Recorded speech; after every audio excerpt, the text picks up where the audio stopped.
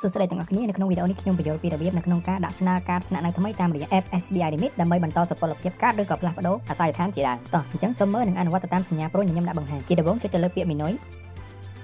បន្ទាប់មកចុចទៅលើពាក្យមើលផ្លាស់ប្ដូរព័ត៌មានសមាជិក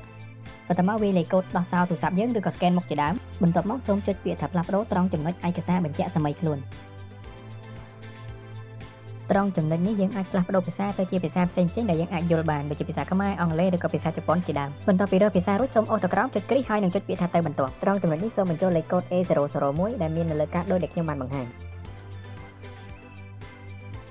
បន្ទាប់មកបញ្ចូលថ្ងៃខែឆ្នាំកំណើតរបស់យើងដោយទៅតម្រងដែលគេបានសរសេរឆ្នាំ/ខែ/ថ្ងៃ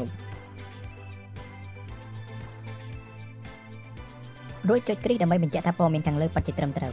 ហើយចុចបន្តទៀត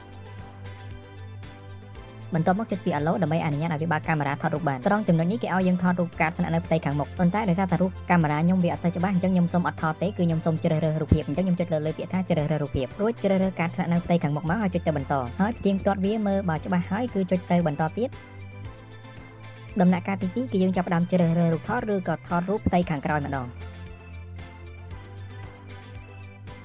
ថតឬជ្រើសរើសរូបថតផ្ទៃខាងក្រោយហើយមើលពិនិត្យឲ្យច្បាស់លាស់រួចចុចបន្តទៀតជាការស្រេចបន្ទាប់ពីក្រុមហ៊ុនបានពិនិត្យនិងបញ្ចូលព័ត៌មានរួចរាល់ហើយគេនឹងផ្ញើសារមកកាន់យើងតាមរយៈ Gmail អូខេអញ្ចឹងវីដេអូថ្ងៃនេះគឺមានត្រឹមប៉ុណ្្នឹងអរគុណច្រើនសូមជម្រាបលា